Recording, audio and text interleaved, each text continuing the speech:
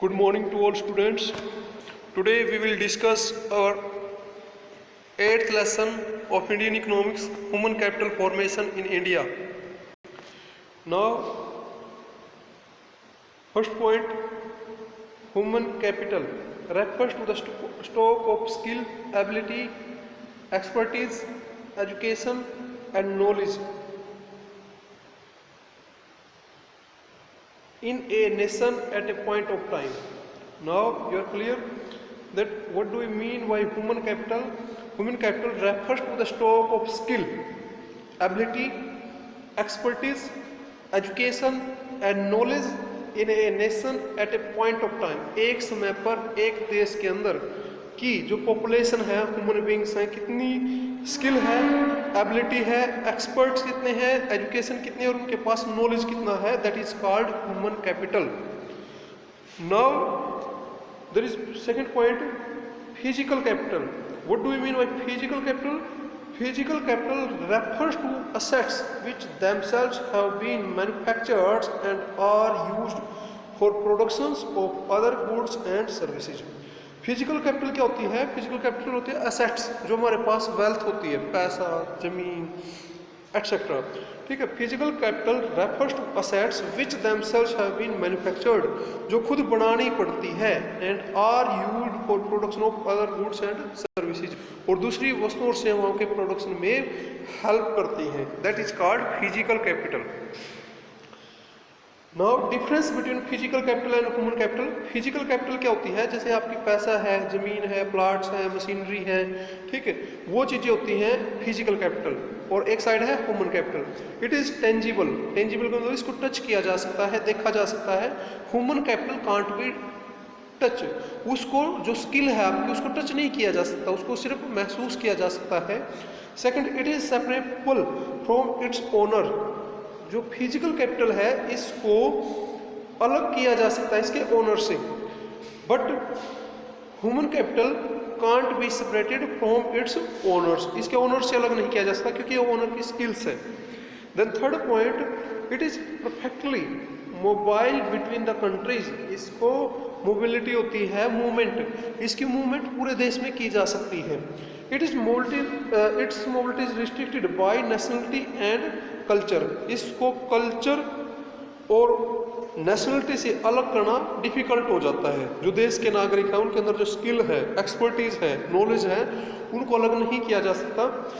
Then it depreciates over time due to constant use or due to change in technology. Technology में change होने की वजह से और लगातार यूज करते रहने की वजह से इसमें घिसावट, डेप्रिसिएशन हो सकती है. ह्यूमन कैपिटल में क्या कहता है? It though depreciates with ageing but can be made up through continuous investment in education and health.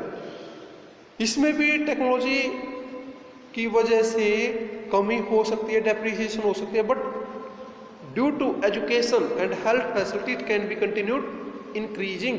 इसको इंक्रीज रखा जा सकता है, सेम टू सेम बनाए रखा जा सकता है. It creates only private benefit. ये क्या कहता है? जो फिजिकल कैपिटल है, it creates only private benefits, ये निजी लाभ देता है, और it creates private benefit as well as social benefits. देखो, जो नॉलेज है, स्किल है, एजुकेशन है, एक्सपीरियंस है, एक्सपर्टीज है, वो प्राइवेट बेनिफिट तो है as well as social benefit, उससे सामाजिक लाभ भी होता है. अब पढ़ेंगे human capital formation is the process of adding to the stock of human capital over a period of time. एक टाइम पीरियड में कितना स्टॉक किसी देश के पास है, किस चीज़ का? नॉलेज का, हेल्थ का, एजुकेशन का, एक्सपीरियंस का, एक्सपर्टीज का. अब सोर्स क्या है? Source of human capital formation. Human capital formation के सोर्स कौन कौन से हैं? एक्सपेंडिचर ऑन एजुकेशन, जो एजुकेशन पे खर्च किया जाता है उससे कैपिटल स्टॉक है, ह्यूमन कैपिटल स्टॉक को बढ़ाया जा सकता है, इंक्रीज किया जा सकता है. सेकंड है expenditure on health. Health facility पे जिस देश के नागरिक ज़्यादा स्वस्थ होंगे उसकी ह्यूमन कैपिटल फॉर्मेशन ज़्यादा होता है. थर्ड है ऑन जॉब ट्रेनिंग. जॉब पे जब लगते हैं उससे पहले जो ट्रेनिंग दी जाती है उससे दो चीज़ें बढ़ती है, इफिशियंसी और इफेक्टिवनेस. ध्यान से देखेंगे इफिशियंसी और इफेक्टिवनेस में क्या डिफरेंस होता है। इफिशियंसी होती है टाइम सेविंग। जब एक आदमी ट्रेनिंग लेने के बाद काम पे जाता है तो वो ज़्यादा प्रोडक्शन कर सकता है, ज़्यादा यूनिट बना सकता है, वो होती है इफिशियंसी। दूसरा होता है इफेक्टिवनेस, जितनी वो ज़्यादा प्रोडक्शन करता है उन चीज़ों को इफेक्टिव तरीके से बना सकता है। इफेक्टिव मतलब बहुत अच्छे तरीके से, नए डिजाइन में, नए उसमें, मतलब इफेक्टिवली बना सकता है। क्लियर। फिर है स्टडी प्रोग्राम फॉर अडल्ट्स, जो यंग होते हैं, जैसे जिसने सेकेंडरी एजुकेशन कर ली, +2 के बाद वोकेशनल ट्रेनिंग दी जाती है, जिसमें कोर्सेज कराए जाते हैं, ठीक है, जिसमें सर्टिफिकेट दिया जाता है, डिप्लोमा दिया जाता है, तो उनके द्वारा बच्चों को रोजगार के वो दिए जाते हैं, जिससे ज़्यादा से ज़्यादा वो वोकेशनल ट्रेनिंग ले सके। फिर है माइग्रेशन। माइग्रेशन क्या होता है, एक जगह से दूसरी जगह पे जाना। माइग्रेशन, जिस देश में माइग्रेशन होता है, माइग्रेशन में एक जगह से दूसरी जगह पर आते जाते रहते हैं, एक्सपीरियंस बढ़ता है, एक्सपीरियंस बढ़ने से नॉलेज बढ़ता है। और फिर आता है एक्सपेंडिचर ऑन इन्फॉर्मेशन। इन्फॉर्मेशन के साधन जिस देश में ज़्यादा होते हैं, इन्फॉर्मेशन का मतलब है कि जहाँ पे सूचनाएं मिलती रहती है, किससे रिलेटेड, जॉब से रिलेटेड, एजुकेशन से रिलेटेड, जहाँ पे सूचनाएं ज़्यादा होती है, जिस लोगों के पास सूचना ज़्यादा होती है, वहाँ पे ह्यूमन कैपिटल फॉर्मेशन ज़्यादा होती है। Then next, human resource development. जो अपना ह्यूमन रिसोर्स डेवलपमेंट है वो किस प्रकार से किया जा सकता है। Human resource development, it refers to the development of the set of individuals that makes up the workforce of an organisation, business sector और इकोनॉमी। जो ह्यूमन सोर्स क्या होता है, एचआर बोला जाता है जिसको। इसका मतलब क्या, देखो, एक किसी भी बिजनेस में जो एचआर होता है, ह्यूमन रिसोर्स होता है, वो एक मेन प्ले करता है। ह्यूमन रिसोर्स डेवलपमेंट, जो एचआर डिपार्टमेंट होता है, it refer to the development of set of individual that makes the workforce of an organisation, business sector और इकोनॉमी। किसी भी देश की इकोनॉमी, बिजनेस सेक्टर या ऑर्गेनाइजेशन में ह्यूमन रिसोर्स की स्किल, जो वर्कफोर्स होती है, that is called human resource development. Role of human capital formation in economic growth.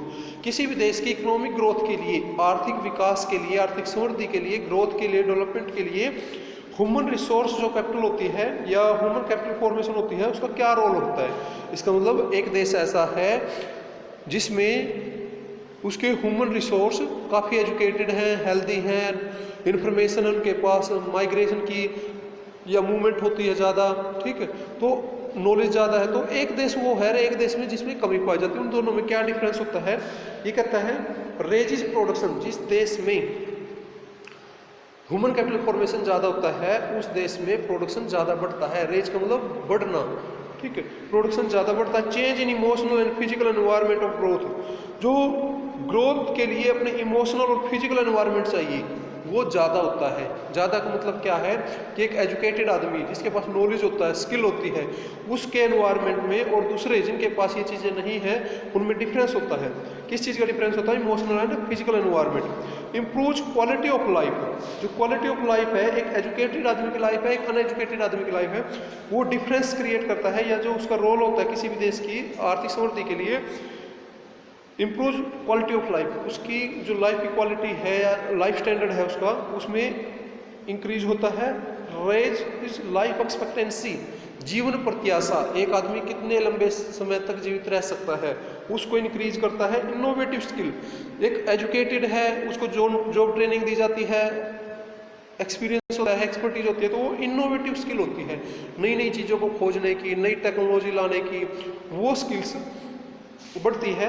Raise is social justice and equality, जो सामाजिक न्याय है और इक्वलिटी है, वो किसी भी देश की ह्यूमन कैपिटल फॉर्मेशन की वजह से बढ़ती है। फिर है problems facing human capital formation. जो ह्यूमन कैपिटल फॉर्मेशन की किसी भी देश में जब ह्यूमन कैपिटल फॉर्मेशन को बनाया जाता है, बढ़ाया जाता है, तो उसके सामने ना कुछ प्रॉब्लम्स आती हैं। अब क्या प्रॉब्लम्स आती है उसको, राइजिंग पॉपुलेशन। जिस देश की जनसंख्या लगातार बढ़ रही है, उसमें वो सभी प्रोवाइड कराना डिफ़िकल्ट हो जाता है उस देश के लिए। इस जैसे कि भाई ऑन जॉब ट्रेनिंग, ठीक है, एजुकेशन के, हेल्थ के, इंफॉर्मेशन के लिए जितने भी सोर्स प्रोवाइड कराना डिफ़िकल्ट हो जाता है यदि जनसंख्या बहुत ज़्यादा बढ़ रही है। कम जनसंख्या है तो उनको आसानी से प्रोवाइड कराया जा सकता है, ज़्यादा जनसंख्या में ज़्यादा प्रॉब्लम आती है। दूसरा है high regional and gender inequality. और क्षेत्रीय विभिन्नता, मान लो जैसे इंडिया है, इंडिया के कुछ स्टेट में तो ज़्यादा रिसोर्स हैं, ह्यूमन कैपिटल फॉर्मेशन आगे है, लेकिन कुछ स्टेट्स में ये पिछड़ा हुआ है। कुछ स्टेट ऐसे हैं जिनमें जो रीजनल क्षेत्रीय और जेंडर इनइक्वलिटी है, असमानता पाई जाती है। जो होता है ब्रेन ड्रेन, ब्रेन ड्रेन क्या होता है? It is the main problem of developing countries.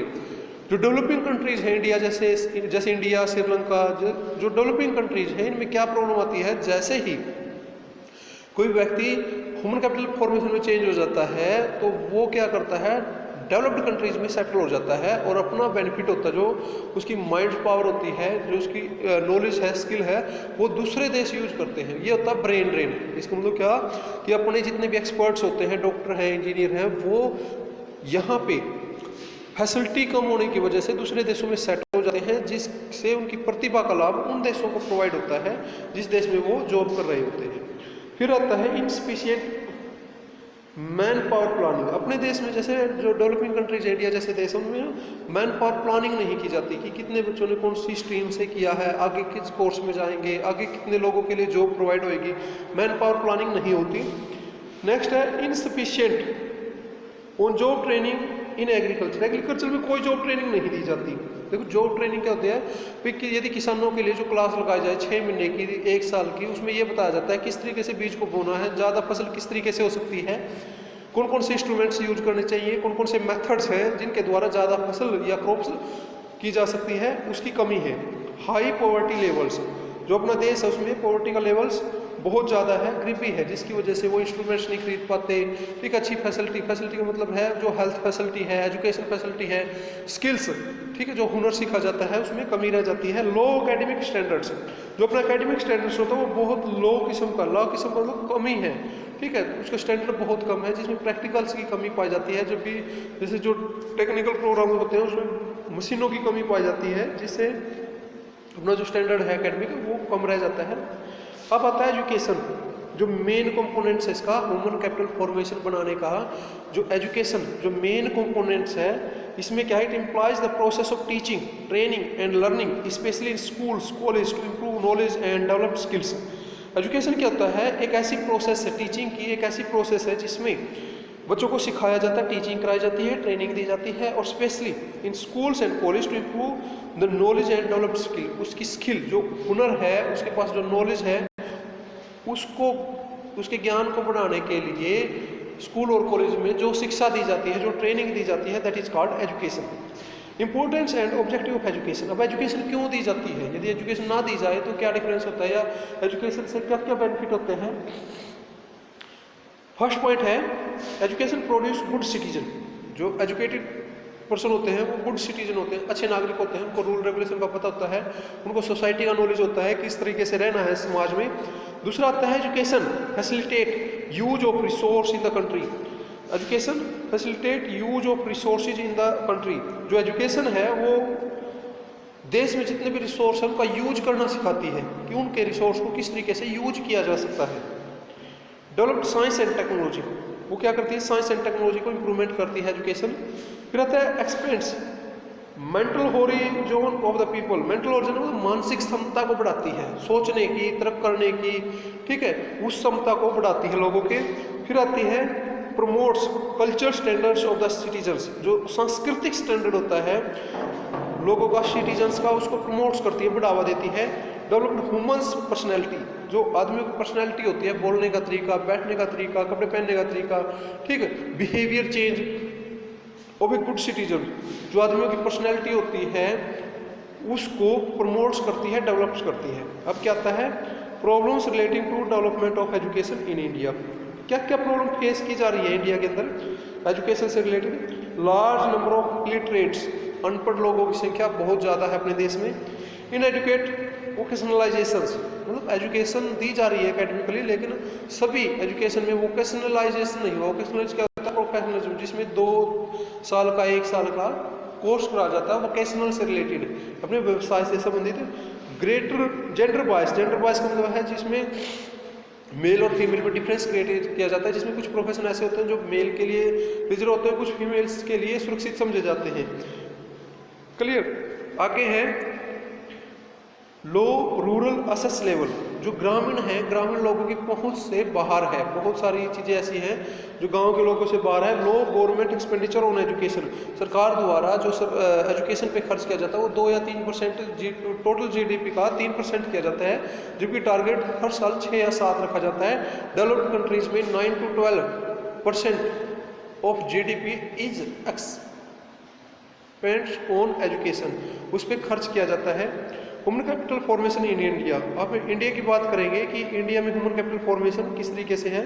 The 7th 5-year plan stress upon the importance of human capital in India. Ministry of education at the centre and state level, NCERT national council of education research and training, UGC university grant commission, AICTE all India council of teaching technical education regulates the education sector. In India, Ministry of Health at the union and state level and ICMR, Indian Council of Medical Research, regulates the health sector. ये health sector को regulate करती है। World Bank states that India will become the knowledge economy, ज्ञान की economy बन सकती है। World Bank ने ऐसा स्टेट किया है। Also, if India uses its knowledge as much as Ireland does, then the per capita income will rise by 3,000 by the year 2020। यदि इसने कहा, वर्ल्ड बैंक की रिपोर्ट में कहा गया, यदि इंडिया पूरे नॉलेज को यूज कर ले अपने, तो जिस तरीके से आयरलैंड ने किया है, आयरलैंड के लोग अपने पूरे दिमाग का यूज करते हैं, तो इंडियन इकोनॉमी या जो पर कैपिटा इनकम है इंडिया की, वो $3,000 बन सकती है आने वाले या बाई द ईयर 2020 तक। In relation between human capital formation and economic growth, इसमें क्या होता है, ह्यूमन कैपिटल फॉर्मेशन और इकोनॉमिक ग्रोथ में क्या डिफरेंस होता है। Human capital formation raises the process of economic growth and economic growth raises the process of human capital formation. देखो, जिस देश के नागरिक नॉलेजेबल होते हैं, एजुकेटेड होते हैं, अच्छी हेल्थ वाले होते हैं, वो इकोनॉमिक ग्रोथ बढ़ती है, और इकोनॉमिक ग्रोथ बढ़ने की वजह से ह्यूमन कैपिटल फॉर्मेशन बढ़ता है। Rise in human capital raises economic growth, इससे इकोनॉमिक ग्रोथ होती है। कैसे होती है, सबसे पहले क्या होगा, ह्यूमन कैपिटल में रेजेज आएगी, बढ़ावा होएगा, फिर मॉडर्न एटीट्यूड आएगा, outlook, better quality of life, high life expectancy, फिर क्या आएगा, मोर एफिशिएंसी आती है, मोर प्रोडक्शन, मोर इकोनॉमिक ग्रोथ। कहता है rise in economic growth raises human capital, जो इकोनॉमिक ग्रोथ बढ़ने की वजह से किस देश की ह्यूमन कैपिटल फॉर्मेशन बढ़ती है, कैसे इकोनॉमिक ग्रोथ होती है। इकोनॉमिक ग्रोथ होने की वजह से पर कैपिटल इनकम बढ़ती है, पर कैपिटल इनकम की वजह से इन्वेस्टमेंट होता है एजुकेशन और हेल्थ पे, और rise in human capital formation, इसमें ह्यूमन कैपिटल फॉर्मेशन में बढ़ोतरी होती है। अब पढ़ेंगे education sector in India. India के अंदर जो एजुकेशन सेक्टर है, इसमें ना 3 प्रकार के आएंगे, एलिमेंट्री एजुकेशन, सेकेंडरी और सीनियर सेकेंडरी और हायर एजुकेशन। इसके बारे में पढ़ेंगे। इसमें क्या है, एलिमेंट्री एजुकेशन। एलिमेंट्री एजुकेशन क्या होती है, basic education. Basic education means elementary education cover students from 1 to 8 class, जो पहली से 8वीं क्लास तक की होती है, प्राइमरी और middle class, clear, in age of 6 to 14 years. The number of primary and middle schools has considerably increasing from 2.23 lakhs in 1950. 1950 में 2,23,000 स्कूल थे, 2011-12 में 11,92,000 स्कूल्स हुए। Near by about 97% children in age group have been receiving education in school, 97% बच्चे education ले रहे हैं। Various policies such as Sarva Shiksha Abhiyan, जो सर्व शिक्षा अभियान है, मिड डे मील स्कीम है, डिस्ट्रिक्ट प्राइमरी एजुकेशन प्रोग्राम है, right to education have been playing major role in the enhancing primary education in India.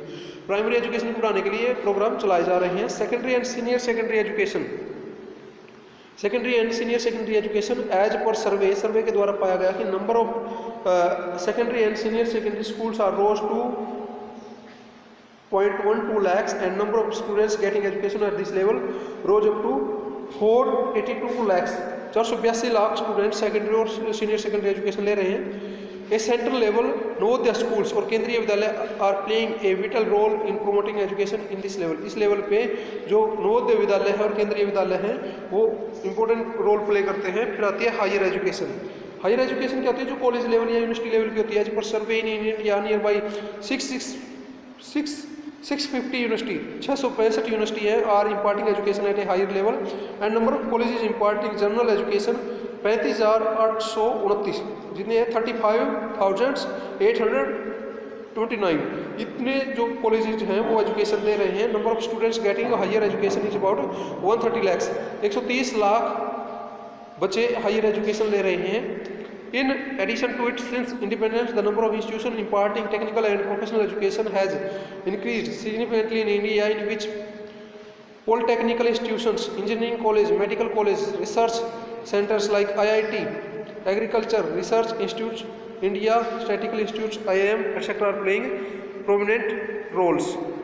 ठीक है, ओके स्टूडेंट्स, ये लेसन है आपका 8th लेसन कम्प्लीटली। ठीक है, जिसमें ह्यूमन कैपिटल फॉर्मेशन के सोर्स बताए गए हैं, प्रॉब्लम बताई गई है, इंपॉर्टेंस बताई गई है, और इंडिया के अंदर जो एजुकेशन पैटर्न है किस तरीके का है, एलिमेंट्री कितने बच्चे पढ़ रहे हैं, कितने कॉलेज हैं, सेकेंडरी और सीनियर सेकेंडरी और हायर एजुकेशन का क्या लेवल है, इस लेसन में हमने कंप्लीट किया।